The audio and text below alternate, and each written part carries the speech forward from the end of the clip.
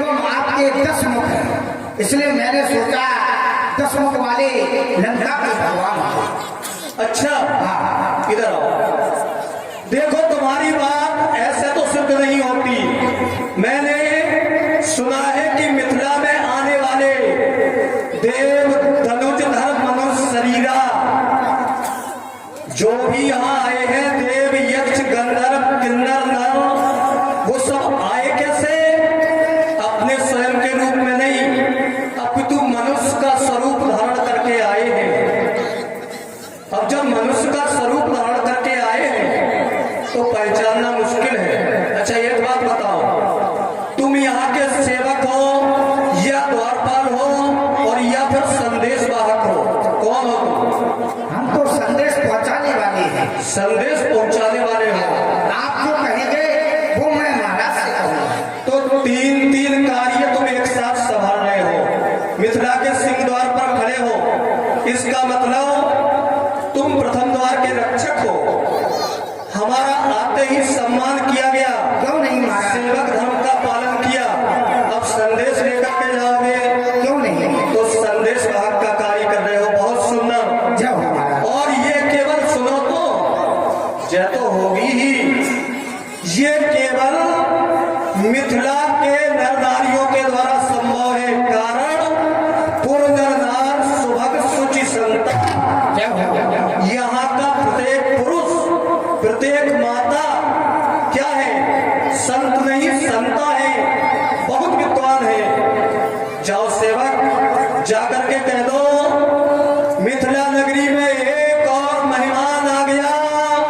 अरे कहना, बतलाना, जाकर के लंका का भगवान आ गया। जय हो। महाराज के चरणों में मंत्री का प्राण बारंबार स्वीकार हो। प्रसन्न रहो महाराज। लंका के भगवान दशनाथ दशकंठ दशनील दशानन, जिसकी सोने की लंका जिसके नाम से सारे जहान में बजा करता है गंगा। 4 में 6 7 18 प्राण के जगह महाराज रावण का आगमन हुआ है। उनके लिए क्या आदेश है? उनका मिथिलापुरी में स्वागत है। क्यों नहीं? चलिए महाराज। महाराज जय शंकर।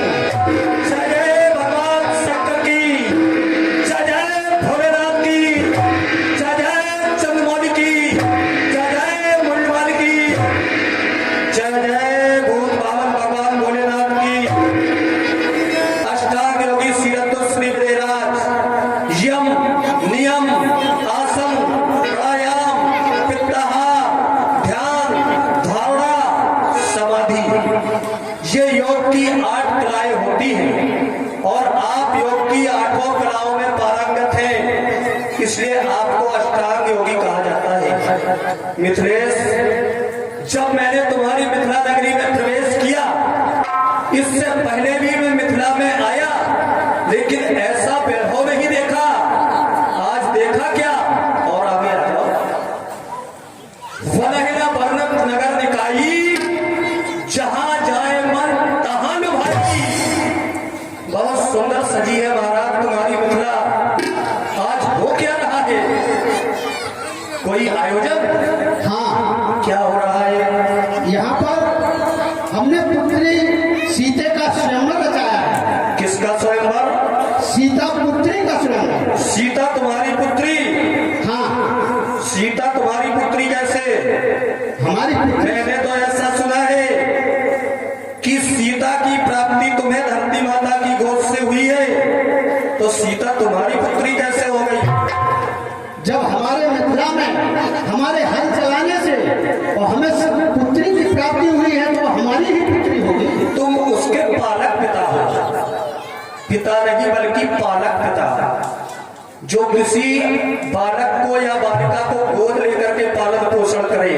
पालक पिता, पालक माता। हाँ। अच्छा सीरतध्वज विजयराज, तुम्हें हल चलाना क्यों पड़ा? क्या आवश्यकता पड़ गई तुम्हें हल चलाना पड़ा? हाँ, हमें हल चलाना पड़ा। इसलिए हल चलाना पड़ा कि हमारे राज्य में सूखा अकाल पड़ गया था। क्या पड़ गया था? सूखा अकाल पड़ गया था। सूखा अकाल? हाँ। अर्थात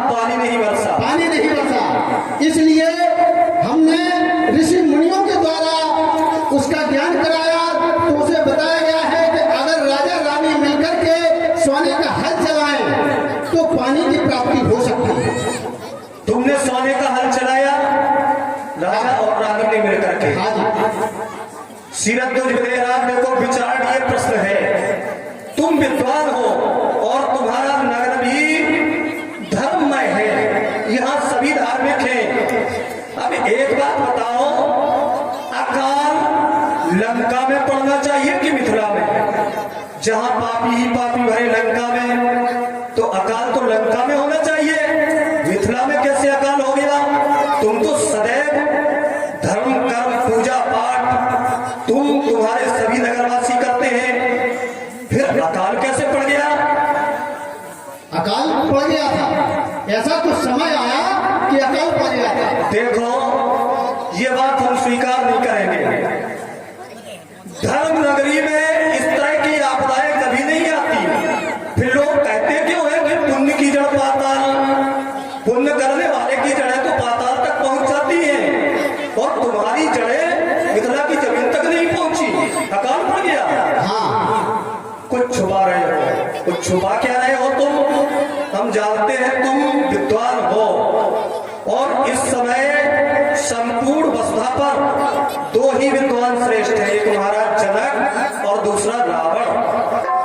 आपके द्वारा, आपकी सभा के द्वारा हमारे धर्मदास से हरवा जहाँ भी हो, मंच के पास आने की कृपा करें। धर्मदास, धन्यवाद। संत अष्टावक्र जी का अपमान हुआ। जिस समय अष्टावक्र जी महाराज जनक की सभा में आए, उनके शरीर में 8 टेढ़े भेड़े पुरुष जनक जी की सभा के सभासद हंसने लगे, और एक संत का अपमान करने का परिणाम 12 वर्ष अकाल। देख लिया? अच्छा विदेहराज, महाराज, एक बात और बता दो, सीता का स्वयंवर हो रहा है, बहुत अच्छी बात है, लेकिन ये महात्माओं के द्वारा सुनाई दे रही वेद मंत्रों की ध्वनि, ये क्या हो रहा है? ये धनुष का खंडन हो रहा है। धनुष का खंडन हो रहा है। हाँ, खंडन के लिए इतने मंत्र पढ़े जा रहे हैं, ये तो धनुष खंडन के लिए इतने मंत्र क्यों?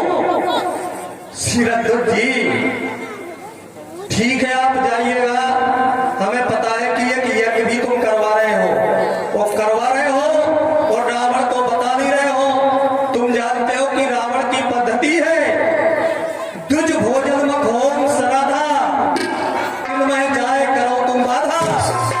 रावण का सिद्धांत, जहां यज्ञ हवन हो उस यज्ञ हवन को नष्ट कर दिया जाए, इसलिए तुम नहीं बता रहे हो। ना बताओ, हमें पता है। जाओ तुम जाकर के बैठो, हम भी तुम्हारे स्वयंवर और रंगशाला का दर्शन करेंगे।